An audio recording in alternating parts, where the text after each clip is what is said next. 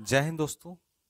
आज हम लोग जो है एसएससी जेई आरआरबी जेई का पार्ट 2 ला रहे हैं बजरंग बाण सीरीज का, जिसमें ट्रांसफॉर्मर चैप्टर को हम लोग पढ़ रहे थे, तो उसका पार्ट 2 है। एक महा रिवीजन सेशन चल रहा है जिसमें 1 से 2 क्लास में आपका पूरा जो है चैप्टर कवर करा जाएगा। तो चलिए स्टार्ट करते हैं आज के क्लास को। अगर चैनल पे आप नए हो, चैनल को जो सब्सक्राइब कीजिए, जितना हो सके उतना दोस्तों तक शेयर करना ना भूलें। पेड का कंटेंट फ्री में आपके लिए लेके आया है। तो आज सबसे पहले हम लोग जानेंगे कि जो ट्रांस डाइलेक्ट्रिक की बात हो रही है, कुछ पॉइंट है। जैसे पिछले टर्म में हम लोग जो बात किए थे डाइलेक्ट्रिक लॉस की, जो डाइलेक्ट्रिक लॉस क्या होता है, किस तरह से वर्क करता है, कैसे वर्क करता है, ठीक है ना। तो चलिए सबसे पहले पॉइंट हम लिखते हैं।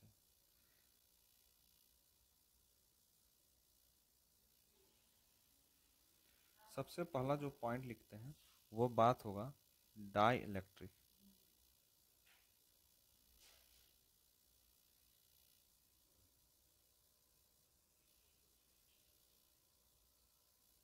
ठीक है, तो डाइलेक्ट्रिक होता क्या, किस तरह से काम करता है और क्या करता है।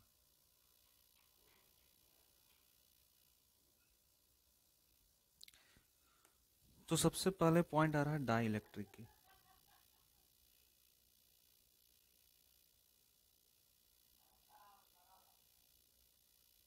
डाइलेक्ट्रिक लॉस, ठीक है। डाइलेक्ट्रिक लॉस में हम सबसे पहला इसका कुछ पॉइंट है उसको लिख देते हैं। यह जो लॉस होता है वह insulating material of the transformer, जो ये लॉस करता है, डाइलेक्ट्रिक लॉस क्या है, insulating material of the transformer, insulating insulating material of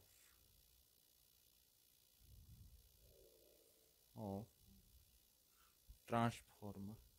एक इंसुलेटिंग मटेरियल है किसका है, ट्रांसफार्मर का है, जिसमें इन वायल ऑफ ट्रांसफार्मर किस में इंसुलेट करता है, डाइलेक्ट्रिक लॉस किस में होता है। डाइलेक्ट्रिक लॉस जो होता है वह होता है वायल ऑफ ट्रांसफार्मर में। जो ट्रांसफार्मर का वायल है, वायल ऑफ ट्रांसफार्मर, जो ट्रांसफार्मर का वायल है उसमें यह चीज होता है। कुछ पॉइंट है जिसको समझना जरूरी है। सबसे पहला जो पॉइंट हम लिख सकते हैं, पॉइंट रिमेंबर। कौन सा पॉइंट हम रिमेंबर कर सकते हैं, जिसमें हम एक डायग्राम बना के बता सकते हैं। कंडीशन है, कुछ कंडीशन को भी हम लेके चलेंगे। तो सबसे पहला जो कंडीशन है,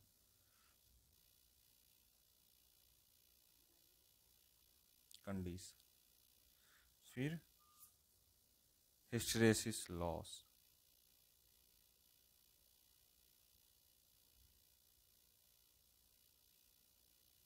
ओके।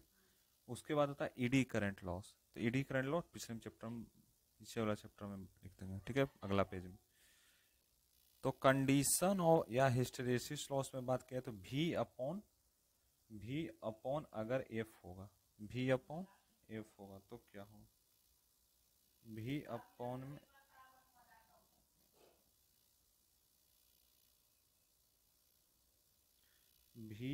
में एफ, ठीक है। जब भी अपॉन एफ बात किया जाए तो भी अपॉन एफ जो होता है वह क्या होता है, कांस्टेंट होता है, ठीक है। तो भी अपॉन एक कांस्टेंट होगा तो हिस्टेरेसिस लॉस में क्या होगा, हिस्टेरेसिस लॉस को हम पी और एच से डिनोट करते हैं, पी एच से डिनोट करते हैं। से मान लीजिए इसमें होगा पी एच जो है वह डायरेक्टली प्रोपोर्शनल किसका होगा, एफ का, हिस्टेरेसिस लॉस में। जिसमें हम इसको कैसे लिख सकते हैं कि जो पी एच होता है वह बराबर किसका होता है, के वन एफ के बराबर होता है, ठीक है।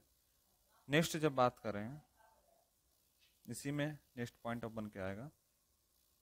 अभी वही लेके चल रहे हैं, एक बार उसको हम ले लेंगे, उसके बाद उसको हम लेंगे, ठीक है। जब भी अपॉन एफ के फॉर्म में होगा, जब भी अपॉन एफ होगा, जब नॉट कांस्टेंट नहीं होगा, ठीक है, कांस्टेंट नहीं होगा, तो हिस्टेरेसिस लॉस क्या होगा, हिस्टेरेसिस लॉस जो होगा वो पी एच बराबर जो होता है के वन भी 1.6 एफ माइनस 0.6 होता है। नेक्स्ट हम क्या लिख सकते हैं, भी जो यहाँ पे होता है, भी क्या होता है, भी जो होता है यहाँ कांस्टेंट होता है, भी क्या होता है, कांस्टेंट होता है। एफ क्या होता है, एफ जो है डिक्रीज होता है, ठीक है। पीएच जो की बात हो रही है, पी और एच की, वह इंक्रीज होता है, ठीक है। अब बात करते हैं एफ के बारे में। एफ यहां पर कांस्टेंट हो जाएगा। भी जो होता है वह क्या होता है, भी की बात हो रही है। नेक्स्ट पेज में लिखते हैं, भी यहां पर जो होगा, अगर भी क्या होगा, डिक्रीज होगा,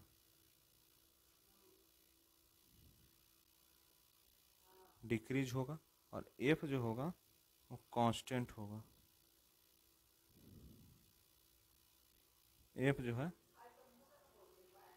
कांस्टेंट होगा। इसमें हिस्टेरेसिस लॉस में पीएच की जब बात होगी तो वह क्या होगी, डिक्रीज होगी। हो गया इतना सर। तो कुछ कंडीशन, उस कंडीशन को देख करके हमको बात करना है। जैसे मान लीजिए सबसे पहला जो कंडीशन का ही पॉइंट हो रहा है, तो कंडीशन सबसे पहला भी अपॉन ऑफ एफ होगा हिस्टेरेसिस लॉस में, तो क्या होगा, जब भी अपॉन एफ कांस्टेंट होगा एक हिस्टेरेसिस लॉस में, तो पी एच जो है डायरेक्टली प्रोपोर्शनल एफ का होता है, और पी एच जो है K1 एफ के बराबर होता है। वही बात की बात करें, जब भी upon F constant not equal to होगा, कंडीशन ये सारा चीज, और हिस्टेरेसिस लॉस में वह क्या होगा, पी एच भी 1.6 और एफ के पावर माइनस 0.6, ये सारे चीज कंडीशन आपको लिखे हुए मिल रहे हैं। लेकिन वही कंडीशन में हम बात कर दें ईडी करंट की, ऐसा ही कंडीशन अगर चल गया ईडी करंट की, ठीक है, ईडी करंट में ऐसा ही कंडीशन चल गया, कौन सा करंट, ईडी करंट, तो कंडीशन वही चल रहा है, सिर्फ ईडी करंट और आयरन लॉस ही यहाँ पर लिखाएगा। तो सबसे पहले यहाँ पर लिख दीजिए पॉइंट, भी अपॉन एफ, कंडीशन देखिए, कंडीशन की बात हो रही है, तो कंडीशन वही चलेगा, ओके, कोई दिक्कत नहीं होना चाहिए। लेकिन यहाँ पर जो आयरन लॉस की बात हो रही है, यहाँ पर क्या हो रही है, आयरन लॉस की बात। सबसे पहले आयरन लॉस नहीं, सबसे पहले ईडी करंट लॉस को देख लेते हैं, उसके बाद हम आयरन लॉस को देखेंगे, ठीक है, उसके बाद हम आयरन लॉस को देखेंगे। ईडी करंट लॉस, उसमें क्या कंडीशन चलेगी, इसको थोड़ा नोट पॉइंट के थ्रू समझ जाइए।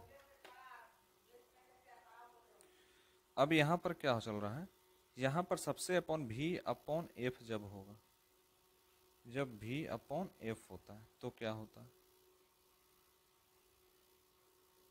जब भी अपॉन एफ होगा, तो भी अपॉन एफ जब कांस्टेंट होता है, जब क्या होगा, कांस्टेंट होगा, तो ईडी करंट लॉस में उसका क्या फर्क पड़ेगा, उसका ईडी करंट में लॉस में यही पड़ेगा कि जो पी जो होगा, जो पी होगा वह डायरेक्टली प्रोपोर्शनल होगा किसका, एफ स्क्वायर का, किसका होगा, एफ स्क्वायर का, जिसमें जिसमें क्या लिख सकते हैं, जो पीई होगा, जो पीई होगा वह बराबर जो होता है वो K2, ठीक है, एफ स्क्वायर के बराबर होता है। दूसरे जो बात हम बात करें, इसी का दूसरे कंडीशन में जब बात किया जाएगा, ये सारे चीज आपको चल रहा है ईडी करंट की, सारे चीज किससे चल रही है, ईडी करंट में। दूसरा जो कंडीशन की बात करें, जब भी अपॉन एफ हो, जब भी अपॉन एफ नॉट इक्वल होगा constant, not equal and constant, इस तरह का जब चीज हमको बन के मिलेगा, ये सारा चीज मिलके हमको मिलेगा, तो ईडी करंट लॉस क्या होगा, तो जब भी upon of not equal to constant होगा, जब कांस्टेंट भी अपॉन एफ नहीं होगा, तो यहाँ पर जो पीई जो होता है, पी जो होगा वह K2 V स्क्वायर होता है। ठीक है, उसके बाद नेक्स्ट पॉइंट, इसी का पॉइंट ही आगे चलते रहेगा आपको, ठीक है ना। उसके ठीक है, उसी का आगे थर्ड पॉइंट हम लिख सकते हैं कि V बराबर अगर कांस्टेंट हो गया, जब V बराबर कांस्टेंट हो गया और F जो है वह डिक्रीज हो गया,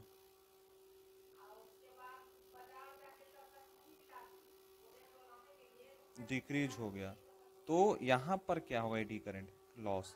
एडी करंट लॉस यहाँ पर क्या होगा, यहाँ पर P जो है, यहाँ पर जो P है वह क्या होगा, कांस्टेंट हो जाता है, कांस्टेंट हो जाता है। ओके, उसके बाद हम नेक्स्ट पॉइंट में जब जैसे बढ़ रहे हैं तो उसमें एक और था, उसके बाद क्या हुआ, F जो है अगर कांस्टेंट हुआ, अगर यहाँ पर F कांस्टेंट हो गया तो क्या होगा, F जब कांस्टेंट हुआ या V जो है डिक्रीज हुआ, F कांस्टेंट और V डिक्रीज, कब, एडी करंट लॉस के फॉर्म में, तो P और E जो होगा वह भी डिक्रीज हो जाएगा, क्या हो जाएगा, डिक्रीज हो जाएगा।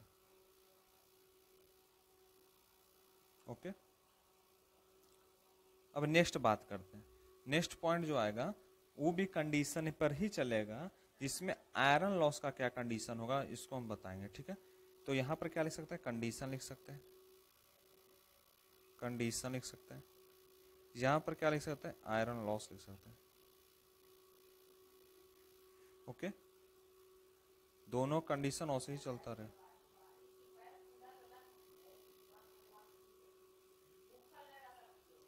तो यहां पर जो होने जा रहा है, दोनों का कंडीशन क्या होगा, दोनों टर्म ही आपको बताएंगे।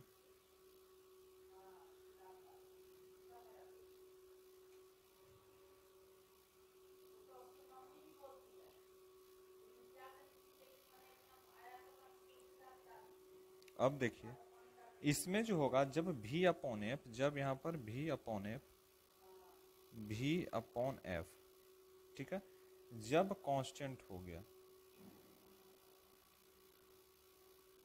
किसके कंडीशन में, आयरन लॉस के कंडीशन में, तो आयरन लॉस क्या होगा, P1 जो है बराबर होता है K1 F के प्लस K2 F के। उसके बाद क्या होगा, V अपॉन एफ, अगर V अपॉन एफ अगर कांस्टेंट नहीं हुआ, कांस्टेंट क्या हुआ, नहीं हुआ, नॉट इक्वल टू का मतलब नहीं होना, इक्वल नहीं होना, जब नहीं होगा तो इसमें क्या आयरन लॉस होगा, इसमें जो होगा आयरन लॉस Pi बराबर जो होता है वह K1 V 1.6, ठीक है, F माइनस 0.6, ठीक है, प्लस K 2V स्क्वायर होता है। नेक्स्ट टर्म में फिर हम बात करेंगे, जब V कांस्टेंट हो, जब V कांस्टेंट होगा, जब क्या होगा, V कांस्टेंट होता है तो क्या होता है, V अगर कांस्टेंट हुआ और F जो है वह क्या हुआ, डिक्रीज हुआ, तो क्या होगा, कब, आयरन लॉस में, तो P जो I होगा वह भी इंक्रीज हो जाएगा। ठीक है, नेक्स्ट पॉइंट में इसी में जब जो है F जो है वह कांस्टेंट हो जाए, ठीक है, और V डिक्रीज हो जाए, V क्या होगा, डिक्रीज हो जाए, तो क्या होगा, इस टर्म में हम जानते हैं कि जो Pi होता है वह भी डिक्रीज हो जाता है, क्या हो जाता है, डिक्रीज हो जाता है। ये जो है कुछ इंपॉर्टेंट पॉइंट है, ठीक है, इसको आपको याद रखना है, इस सारे क्वेश्चन भी आ सकते हैं। अब बात करते हैं आगे, Pu की बात हो रही है, जब पीयू की बात हो रही है, पीयू, ठीक है, एट फुल लोड, ठीक है, पीयू एट फुल लोड, ठीक है ना। पावर जब फुल लोड पे होता है, पावर का यूनिट, तो कॉपर लॉस जो होता है, सीयू लॉस जो होता है वह क्या होता है, सीयू लॉस फुल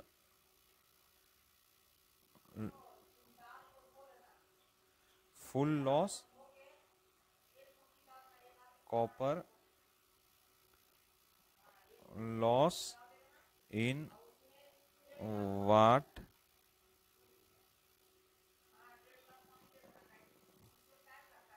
बाय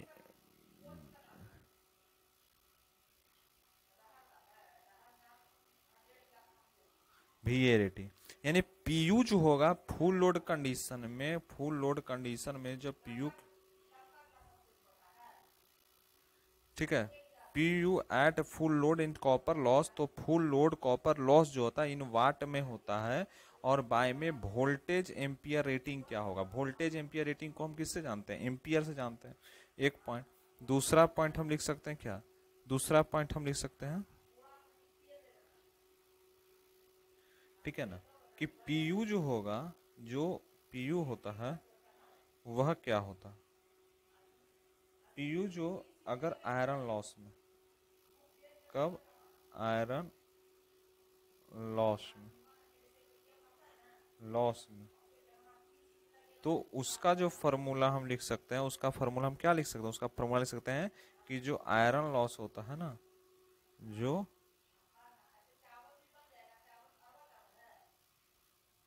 जो आयरन लॉस होता है, ठीक है ना, वह आयरन लॉस किस में होगा, इन वाट में होगा, बटा में क्या, वीए रेटिंग होगा,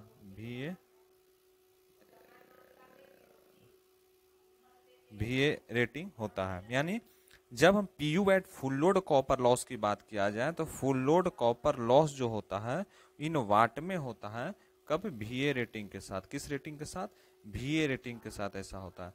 उसके बाद जब PU load of iron loss की जब बात किया जाए तो क्या होता है, पीयू लोड आयरन लॉस जो होता है वह जो होता है iron loss in a watt VA rating, VA rating में क्या आयरन आयरन लॉस होगा इन वाट में, इसको जो बताने का काम करता है वह पीयू लॉस होता है, ठीक है, ठीक है ना। अब देखिए बात करते हैं, पी सी यू की बात हो रही है, पी सी यू जो है डायरेक्टली प्रोपोर्शनल किसका होता है, एस स्क्वायर का होता है, ठीक है, एस स्क्वायर का, या में पी सी यू जो होता है, पी सी यू जो होता है डायरेक्टली प्रोपोर्शनल होता है के भी ए स्क्वायर का होता है। यानी पी सी यू जो है, ठीक है ना, पी सी यू की जब बात हो रही है तो क्या होगा, ठीक है। बात क्या जाए इफिशियंसी ऑफ ट्रांसफर, अब नेक्स्ट पढ़ना है हमें इफिशियंसी, यानी इफिशियंसी क्या होगा,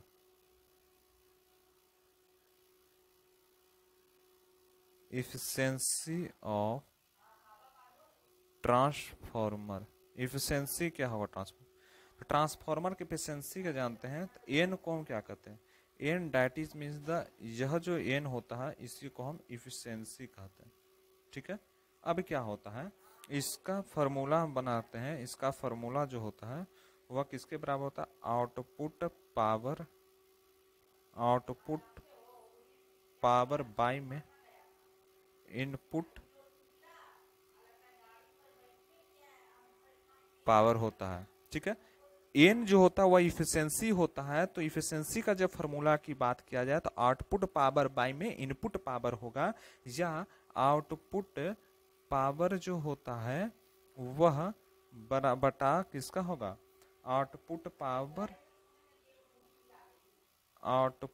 पावर इसको हम फिर पीछे हम लिख देते हैं, ठीक है।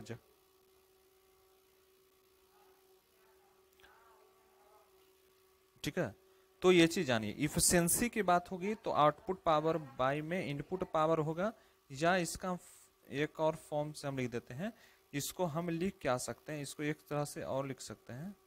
वह लिखने का तरीका यह है कि जो आउटपुट जो पावर होगा वो बटा हमेशा किसका होता है, आउटपुट पावर प्लस में लॉसेस के बराबर होता। ठीक है, या इसको हम कुछ टर्म लिख सकते हैं, कुछ टर्म या कंडीशन में भी हम लिख सकते हैं। इसकी बातें क्या हो सकता है, तो हम इसको लिखने के लिए इफिशियंसी बराबर जो हम क्या लिख सकते हैं, इफिशियंसी बराबर हम लिख सकते हैं V2I2, ठीक है, V2I2 कॉस, ठीक है, कॉस phi2 बट्टा में जो होगा वह V2I2, ठीक है, V2I2, ठीक है। फिर इसको भी कॉस लिख सकते हैं, इसको भी हम कॉस लिख सकते हैं, लेकिन दोनों कॉस जो होगा यह phi2 के फॉर्म में होगा। जब इस तरह को होगा तो प्लस में जो है PIC होगा, PI प्लस PC होने जा रहा है। ठीक है, अब क्या हो रहा है, फोर्स तो बन रहा है, फोर्स के साथ तो हमारे पास आ ही रहे हैं। ठीक है, तो कुछ चीज को हमको कंसाइडर करना है, कंसाइडर हमको कुछ टर्म को, कुछ कंडीशन को हम कंसाइडर करके हम ले सकते हैं। क्या कंसाइडर लेंगे, तो कंसाइडर लेने के लिए जो हम एक्स होता है वह बराबर में किसका होता है, friction of full load, friction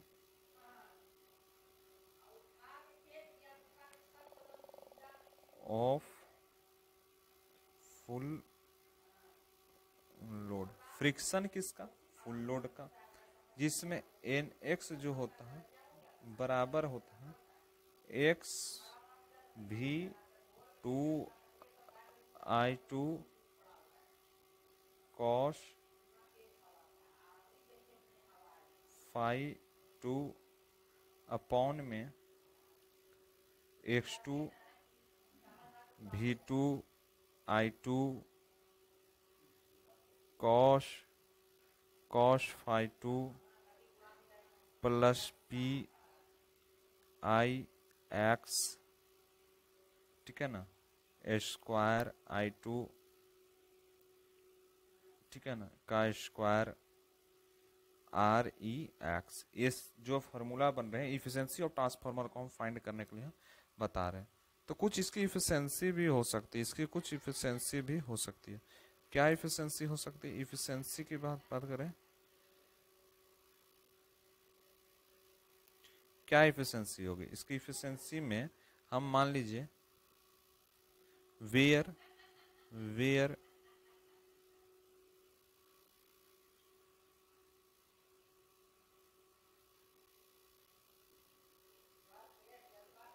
क्या मान ले रहे हैं कि यहाँ पर जो V2 है वह क्या दर्शा रहा है, तो V2 जो की बात जब हो रही है तो V2 जो होता है वह दिखाता है secondary terminal,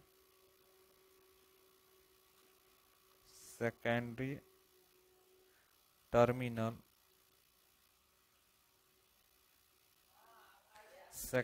terminal voltage.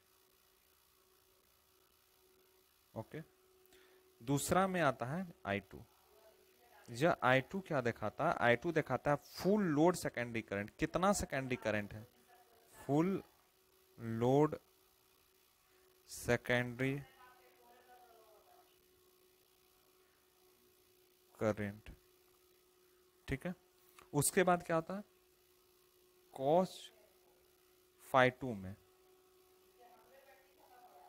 Power factor of load होता है। यह पावर फैक्टर किसका होता है, लोड का होता है। और जो यहाँ पर PI जो दिखा रहा है, PI क्या कहता है, आयरन लॉस दिखाता है। आयरन लॉस को कौन दिखाता है, PI दिखाता है। वही बात करें PCU की, तो PCU क्या दिखाता है, आई टू का स्क्वायर, आई टू का स्क्वायर आर ई एस के फॉर्म में, जब full load, full load in copper loss. ठीक है, बात किया जाए मैक्सिमम इफिशिएंसी, उसके बाद हम बात करते हैं मैक्सिमम इफिशिएंसी क्या होती है।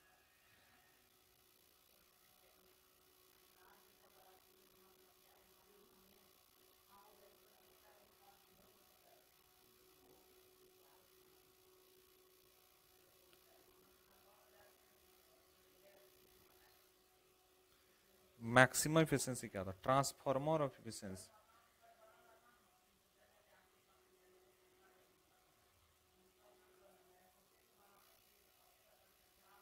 ट्रांसफार्मर की जब बात किया जाए, इफिशिएंसी जो होता है, ट्रांसफार्मर की efficiency will be maximum, will be, जब ट्रांसफार्मर की इफिशिएंसी मैक्सिमम हो जाएगी, जब वेन वेन देयर जो कॉपर लॉस होगा, जो कॉपर लॉस होगा वह इक्वल होगा किसका, लॉस जो होगा इज इक्वल, इज इक्वल है ना, टू आयरन लॉस। ठीक है,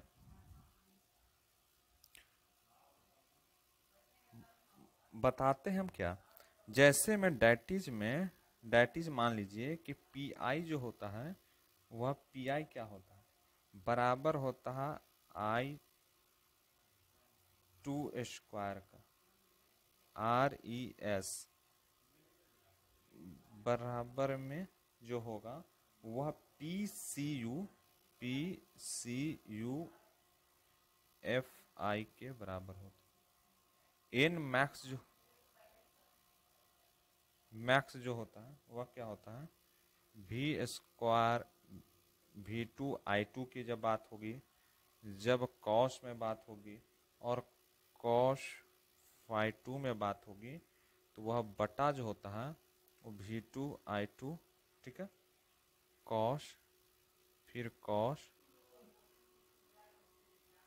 फाई टू प्लस टू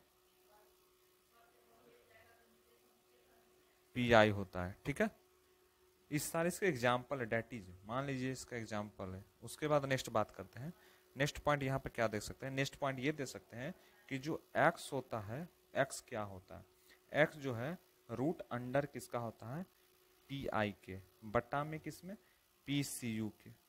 ठीक है, और नेक्स्ट बात क्या है, इफिशियंसी, एन मैक्स क्या होता है, व्हाट इज इफिशियंसी। तो जो फुल लोड की बात हो रही है, फुल लोड की जो बात होती है वह क्या होती है, ये केवीए में बात होती है, किसमें बात होती है, केवीए में।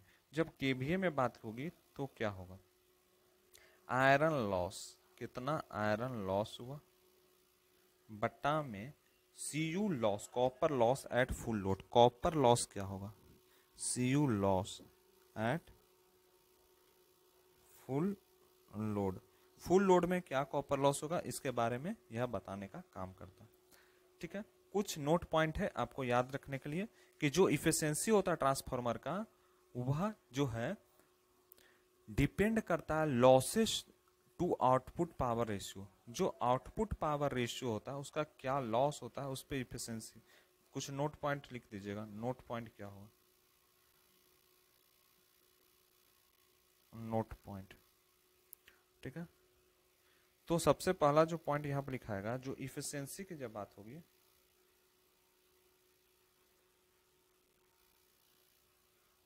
किसकी बात होगी, इफिशियंसी की, efficiency,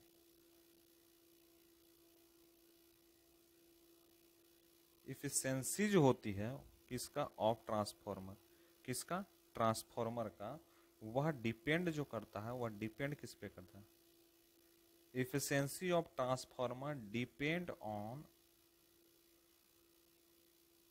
losses to output power ratio. Output power ratio के लॉस पर रिवर करता है। उसके बाद इसमें जो होता है, जो maximum efficiency occur of UPF, जो ज़्यादा इफिशियंसी अकर करता है, मैक्सिमम जो इफिशियंसी अकर होता है उसको हम कहते हैं UPF. What is UPF? UPF क्या होता है?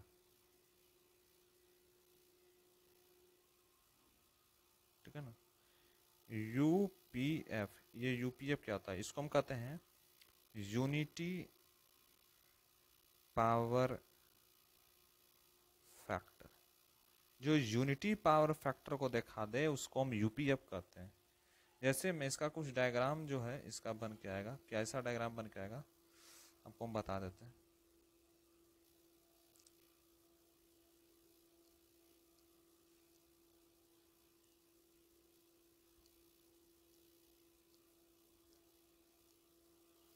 इसका डायग्राम सबसे पहले यहाँ पे एक लाइन जाएगा, ठीक है, एक ऊपर भी स्ट्रेट लाइन जाएगा इस तरह का, लेकिन जो दोनों लाइन जाएगा, ठीक है, ऊपर का जो लाइन होगा वो परसेंटेज ऑफ एफ को दिखाएगा, इफिशियंसी को, ठीक है। यहाँ पर होगा 0.2, यहाँ होगा 0.4, यहाँ पर क्या होगा 0.6, यहाँ होगा 0.8, ये सारे जा रहे हैं, ठीक है। ये जो आगे ऐसी तरह का चलते जाएगा, यहाँ पे यूपीएफ आएगा, यूनिटी पावर फैक्टर। यहाँ पर जो एक ग्राफ बनेगा, एक ग्राफ का निर्माण होता है, वह ग्राफ इस तरह का बनेगा, ठीक है। कैसा ग्राफ बनेगा? इस तरह का ग्राफ बनेगा। यह जो ग्राफ होगा वह यूपीएफ के पास में जाएगा। किसके पास जाएगा? यूपीएफ के पास में जाएगा। मान लीजिए यहीं पर यूपीएफ हम बना देते हैं, ठीक है, यूपीएफ, इसको हम बना देते हैं यहाँ पे cos omega T, okay.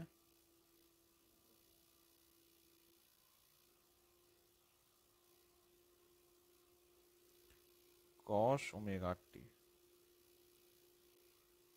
Omega T, omega T, okay. अब बात करते हैं नेक्स्ट, ऑल डे इफिशियंसी क्या होती है? What is the all day efficiency? ठीक है, ऑल डे इफिशियंसी क्या होती है? All day efficiency,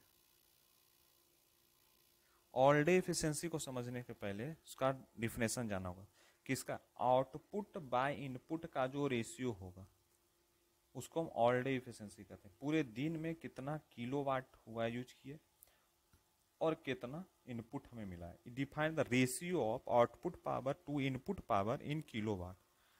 it is the ratio of, ये क्या है? It is the ratio of, it is the ratio of output power, है ना, to the input power. Output power और इनपुट पावर के रेशियो को किस टर्म में? के डब्ल्यू एच के टर्म में, जो दिखाता है एक ट्रांसफॉर्मर में, ऑफ द ट्रांसफॉर्मर, उसी को हम ऑल डे इफिशियंसी कहते हैं। यह जो टर्म चलेगा, यह पूरा टर्म जो चलता है यह 24 आवर का चलता है। कितने आवर का चलता है? 24 आवर,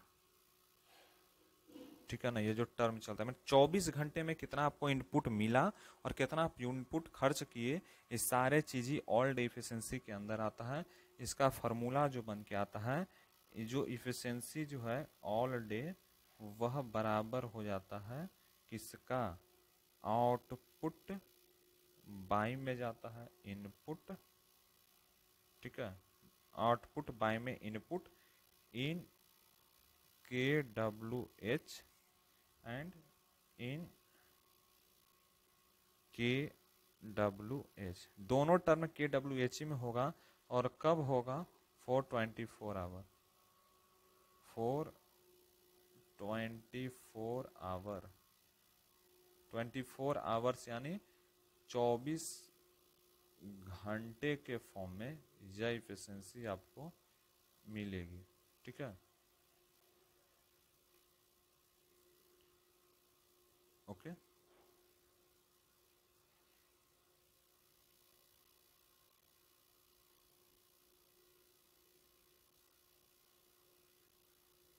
चौबीस घंटे के फॉर्म में जो इफिशियंसी मिलने का काम ये करेगा। ठीक है, अब क्या होता है कि 24 घंटा है तो पी आई क्या दिखाएगा, कांस्टेंट जो इफिशियंसी पी आई इसमें क्या दिखाएगा। ठीक है, इसमें जो पी आई होगा, पी आई जो दिखाता है वो constant for 24 hour, constant for 24 hour. ठीक है, और पी सी यू जो दिखाता है वह दिखाता है वेरिएबल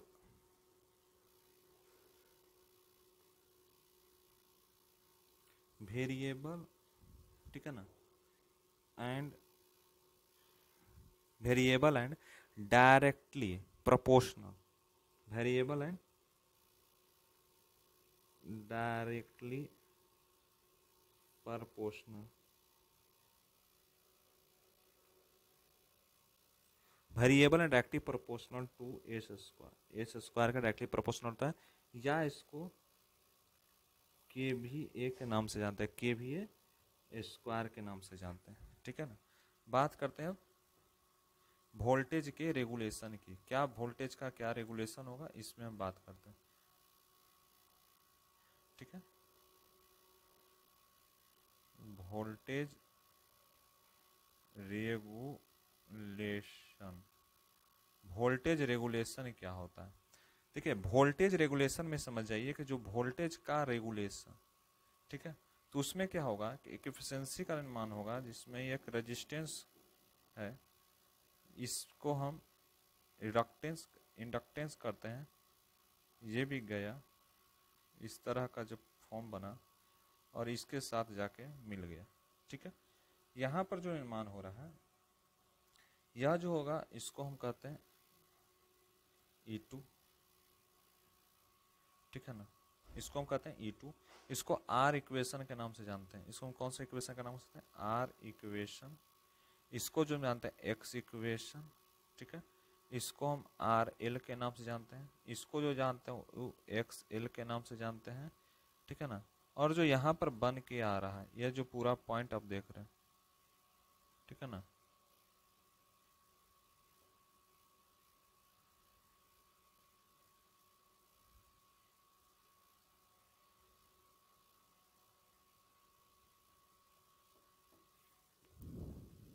जो टोटल पॉइंट अब नजर पड़ रहा है आपको ये क्या है, ये पॉइंट। ठीक है, ये पॉइंट आप देख रहे हैं, ये जो पॉइंट है टोटल, इसको हम जेड एल के नाम से जानते हैं। किससे जानते हैं, जेड एल के नाम से हम जानते हैं। ठीक है ना, इसको हम क्या नाम से जानते हैं, जेड एल के नाम से जानते हैं, टोटल के इक्वेशन को जेड एल। यह जो होता है इसको हम कहते हैं V2, इसको हम पूरा को क्या कहते हैं, V2 कहते हैं। ओके, यहाँ पर जो फॉर्म फ्लो हो रहा है इसको हम I2 के नाम से जानते हैं। यार इक्वेशन हुआ। अब क्या होगा, जैसे परसेंटेज निकालने की जब बात होगी, परसेंटेज, तो परसेंटेज क्या होगा, वी आर का परसेंटेज होगा। तो जब वी आर का परसेंटेज होगा उसमें होगा E2 जो होगा वो माइनस में V2 होता है, और बटा में जो होता है E2 होता है इंटू 100 होता है। समझ आ गया आराम से, इसमें कोई दिक्कत नहीं होना चाहिए।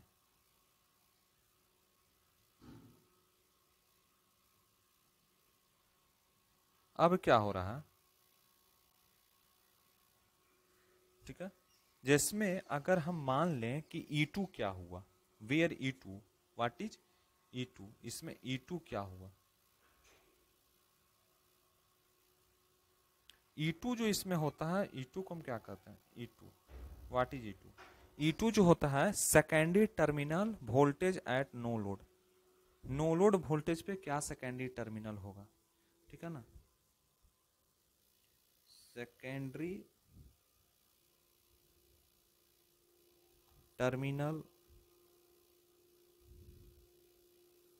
वोल्टेज एट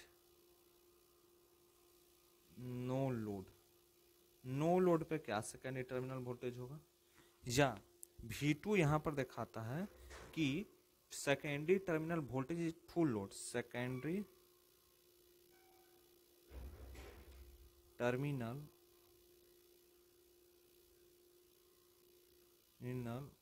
वोल्टेज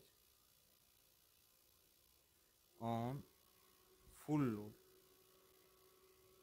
ठीक है, नो लोड में क्या होगा और लोड रेट में क्या होगा। तो नो लोड कंडीशन जब होगा तो E2 के बात होगा तो उसका सेकेंडरी टर्मिनल वोल्टेज क्या होगा। लोडेड कंडीशन में होगा तो E1 का बात करेंगे।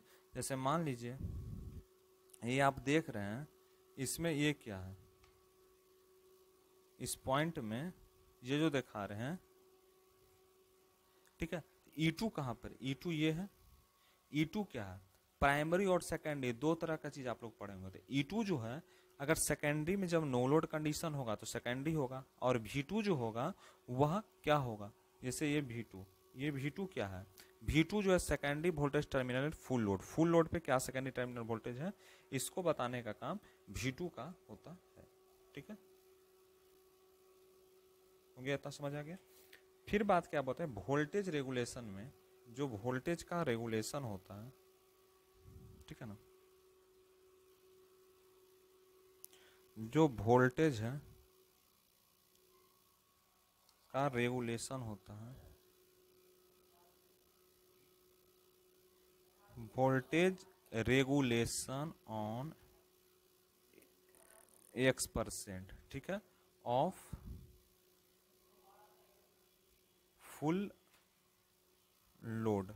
वोल्टेज रेगुलेशन कितने परसेंट, X% पर, और क्या होगा, फुल लोड इज कैलकुलेटेड, वह क्या होगा, कैलकुलेट करता है एज कैसे कैलकुलेट करेगा, तो कैलकुलेट करने के लिए एक फार्मूला लाया गया है जिसमें कहा गया है कि जो VR होता है वो VR क्या होता है।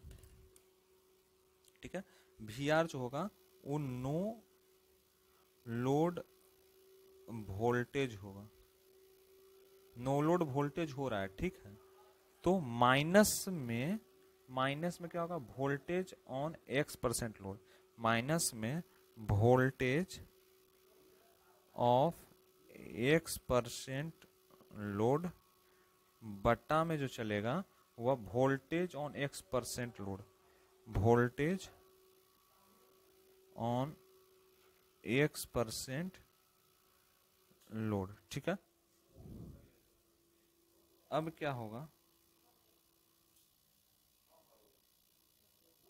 ठीक है ना। अब बात करते हैं परसेंटेज की।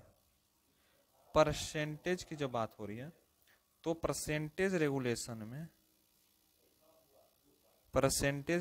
में क्या होता है, परसेंटेज रेगुलेशन में जो होता है परसेंटेज ऑफ R, जो R का परसेंटेज कॉस, ठीक है ना, कॉस फाई टू, R का percentage cos phi two plus minus जो होता है वो परसेंटेज ऑफ X साइन, ठीक है ना, फाई टू। ठीक है, ये होता है। अब जैसे मान लीजिए कि प्लस, इसमें क्या दिखाएगा, प्लस का मतलब क्या होगा, तो प्लस जो दिखाएगा वो लेगिंग पावर फैक्टर को दिखाएगा। किस पावर फैक्टर को दिखाएगा, लेगिंग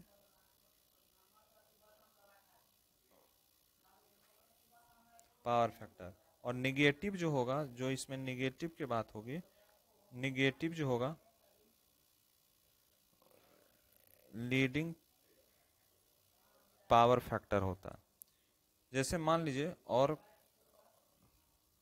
में और कुछ लिख सकते हैं, क्या लिख सकते हैं इसके जगह पे, प्लस को हम लेगिंग पावर फैक्टर कहते हैं और माइनस को हम लीडिंग पावर फैक्टर कहते हैं। वही रेगुलेशन में जब बात होगी, जब रेगुलेशन में बात होगी तो जेड जो है, Z P U cos theta equation, इस थीटा के फॉर्म में लिखा है, कॉस थीटा इक्वेशन माइनस में फाई पीयू पीयू होता है। बात की कंडीशन ऑफ मैक्सिमम रेगुलेशन, जब मैक्सिमम रेगुलेशन होगा तो क्या कंडीशन चलेगा, तो कंडीशन जो होगा, condition for max equation, condition of maximum efficiency क्या होगा, तो उसका देखिए कुछ अथी है डायग्राम, एक डायग्राम यहाँ आपको दिखा रहे हैं। यह रेजिस्टेंस है, यह रेजिस्टेंस है आर एल, एल को हम क्या कहते हैं इंडक्टेंस, वह है रेजिस्टेंस, ठीक है ना। आर को हम रेजिस्टेंस कहते हैं, एल को हम रिडक्टेंस कहते हैं, सी को हम कैपेसिटेंस कहते हैं, टेंस कहते हैं, ठीक है ना। तो यहां पर जो बात हो रही है, यह क्या है आर का इक्वेशन, ये एक्स का इक्वेशन, एक्स इक्विवेलेंट, यह होता है आर एल होता है, जिसको हम कहते हैं एक्सएल कहते हैं। यह दोनों के बीच में जो डिस्टेंस होता है उसको हम V2 के नाम से जानते हैं। इस दोनों के बीच में इक्वेशन होता है E2 के नाम से जानते हैं। ये सारे चीज आप लोग जानते होंगे। उसके बाद क्या हुआ, थीटा के बाद क्या, थीटा इक्वेशन बराबर फाइव होता है, एक्स इक्वेशन बटा में जब आर इक्विवेलेंट का होता है या बराबर में एक्स एल जो होता है वह आर एल होता है, ठीक है। कब होगा ऐसा, ऐसा टर्म तब होगा जब एक्स इक्विवेलेंट बराबर फाइव होता है, तो क्या होता है, या इसको हम क्या कह सकते हैं,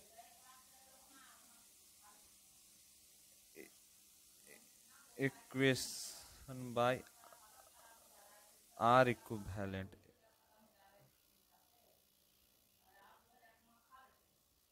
अब क्या होगा,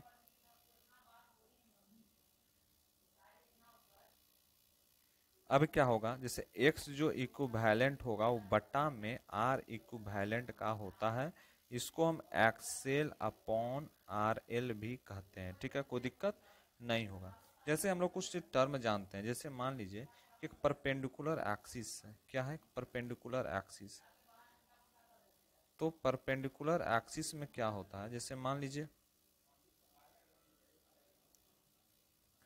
जैसे यहाँ पर एक ये क्या है, that is the hypotenuse, base और परपेंडिकुलर, तीनों चीज के बारे में जानते हैं, ठीक है, ठीक है। अब ये क्या टर्म हो रहा है, अब ये एक टर्म जो बोलता है इसको हम क्या कहते हैं और इस पॉइंट को हम क्या कहते हैं, इसको जो हम कहते हैं उसको हम जेड एल के नाम से जानते हैं, यह आर एल के नाम से जानते हैं, और इसको हम एक्सएल के नाम से जानते हैं, ठीक है। ये तीनों एक दूसरे के नाम से तीनों को हम जानते हैं, ठीक है। अब यह क्या है, बेस है, डेट मीन्स द, यह क्या है, यह बेस है, ये क्या है बेस है, ठीक है। ये क्या है, ये परपेंडिकुलर है, और ये क्या है हाइट, तो परपेंडिकुलर हाइट किसी को आप मान सकते हैं, कोई दिक्कत नहीं है, परपेंडिकुलर बेस और हाइट, ये सारे चीज आपको मिल रहा है। अब क्या हुआ, वोल्टेज रेगुलेशन जब मैक्सिमम वोल्टेज जब होगा तो क्या होगा, मैक्सिमम वोल्टेज रेगुलेशन जो होगा बराबर में जेड पी यू का होगा, यानी जो मैक्सिमम जब वोल्टेज रेगुलेशन की जब बात किया, जो मैक्सिमम वोल्टेज रेगुलेशन जो होता है वह जो है वोल्टेज रेगुलेशन जो होता है वह जेड पी यू के बराबर होता है।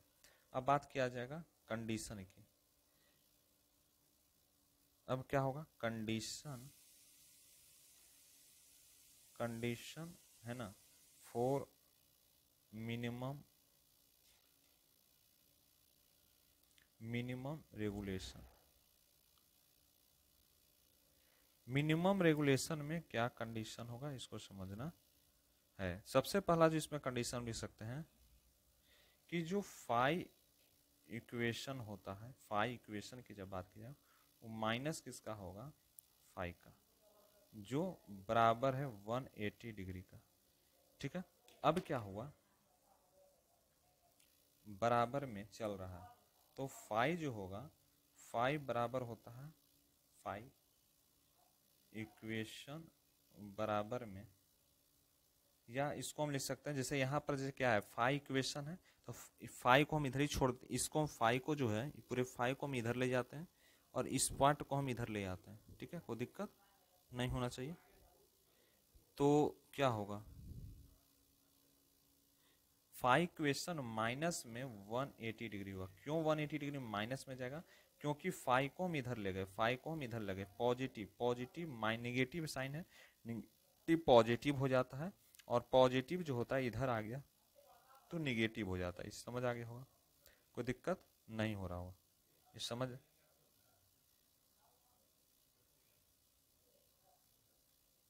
अब क्या हुआ, फाई की बात कर रहे हैं, फाई की जो बात कर रहे हैं,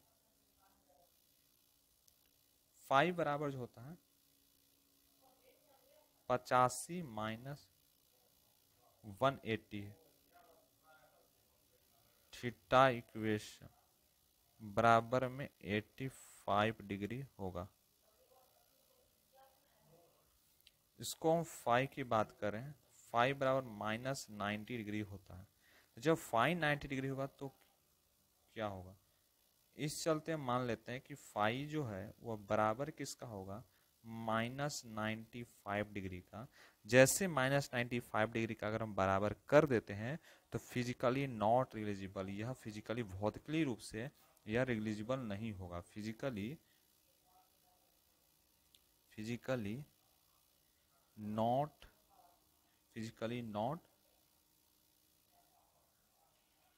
री एलिजिबल, यह एक दूसरे से रिलीजिबल नहीं हो। जैसे मैक्स,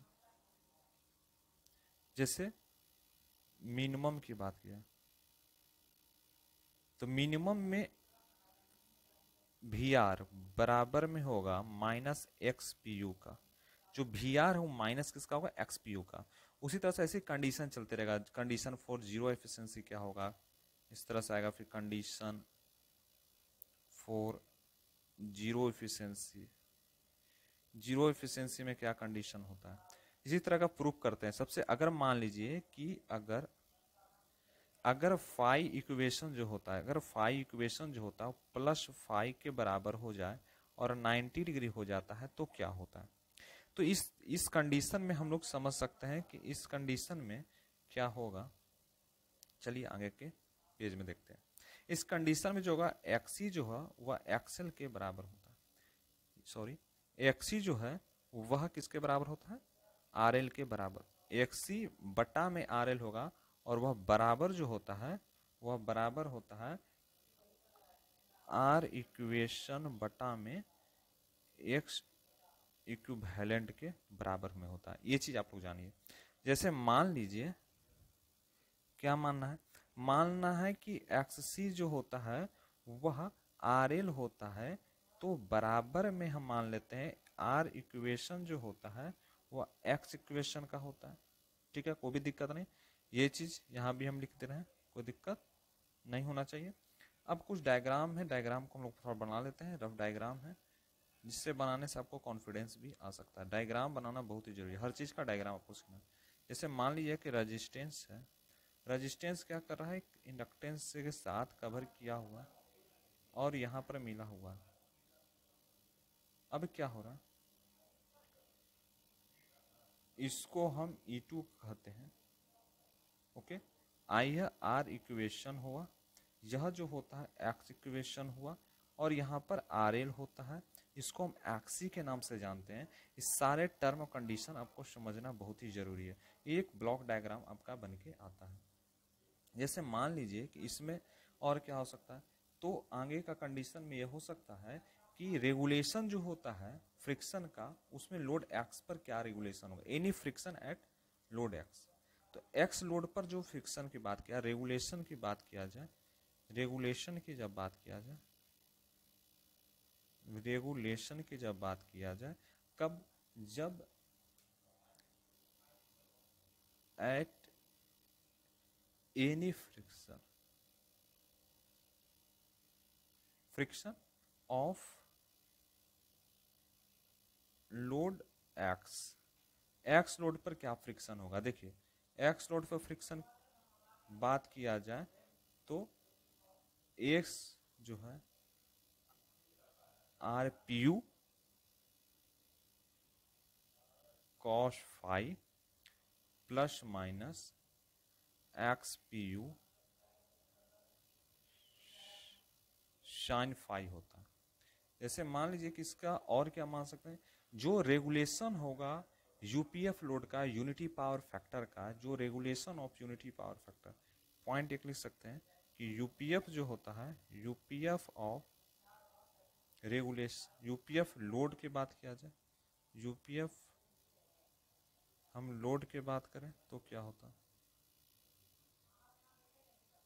यूपीएफ लोड में बात किया जाए, जैसे यूपीएफ लोड की जैसी बात आ रही है तो क्या बन के आ रहा है, यूपीएफ लोड की जैसी बात हो रही है तो वह बराबर जो होता है वह परसेंटेज ऑफ आर के बराबर में होता है, या बराबर किसका होता है, परसेंटेज ऑफ फुल लोड जो होगा वह कॉपर लॉसेस का होगा, लॉस का होगा। ठीक है, यह जो पावर फैक्टर आपको दिख रहा है, ये जो पावर है यह एक रेगुलेशन पावर फैक्टर है। कौन सा पावर फैक्टर है, रेगुलेशन, रेगुलेशन होता है। मान लीजिए ऑपरेटिंग पावर फैक्टर होता है, जीरो वोल्टेज का होता है, जो ऑपरेटिंग पावर फैक्टर होता है,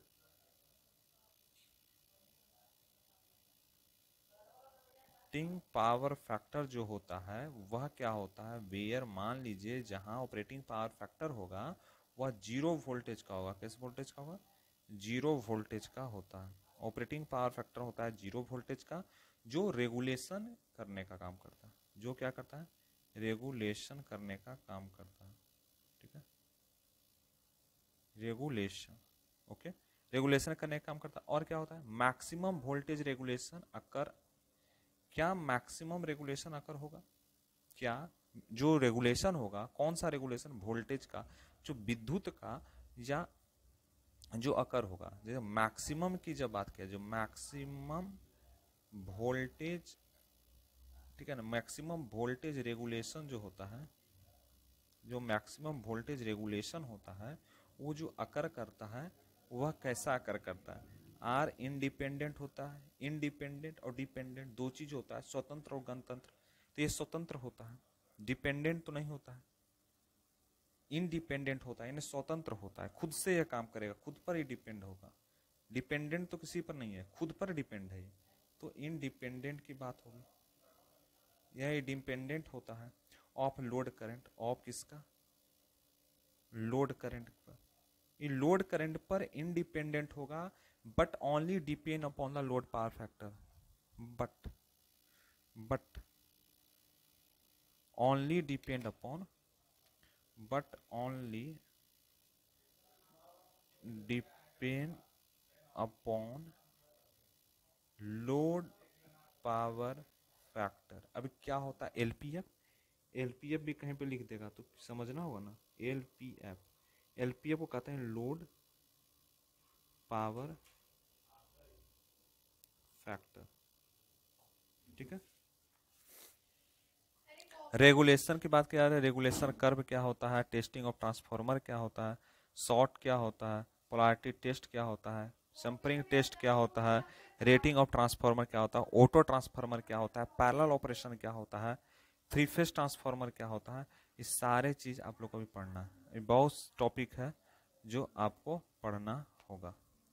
ठीक है ना, तो चलिए थोड़ा सा और पढ़ लेते हैं कि आपको बोर नहीं करना है हमको। मेरा उद्देश्य ये नहीं कि आप बोर हो जाइए पढ़ते पढ़ते और बाद में बोलिए कैसा पढ़ा रहे हैं, एकदम बोर हो गए हैं। जितना जो पढ़ा रहे होंगे इससे आप बोरियत तो महसूस नहीं कर रहे होंगे, लेकिन ज़्यादा पढ़ना भी हानिकारक हो जाता है ना। कम पढ़ें और ज़्यादा सीखें, ये बहुत बड़ा चीज़ है। जितना कम पढ़ते हैं और ज़्यादा सीखते हैं तो ज़्यादा फायदा करता है। हम एक एक एक पॉइंट और बात करते हैं, रेगुलेशन कर्व की। ठीक है, रेगुलेशन कर्व की, रेगुलेशन कर्व, रेगुलेशन कर्व क्या होता है, रेगुलेशन कर्व में एक कर्व बनाना पड़ेगा हमको, एक पेज पूरा चाहिए। ठीक है, चलिए इसे बना देते हैं। एक इस तरह का कर्व बन रहा है जो रेगुलेशन कर्व के अंदर आ रहा है। ठीक है, यह क्या है? वोल्टेज फ्यूज है, फ्यूज। ठीक है, पावर फैक्टर रिलेटेड है, रिलेटेड है, हो गया। यहाँ पर जो होता है यहाँ वोल्टेज,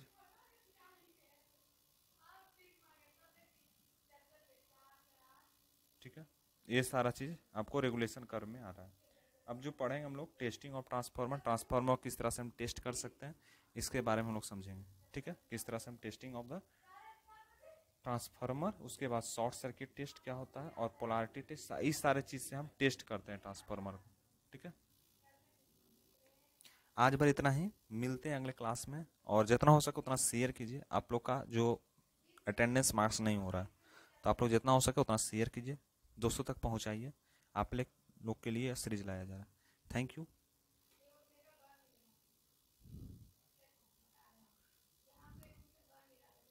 ठीक है।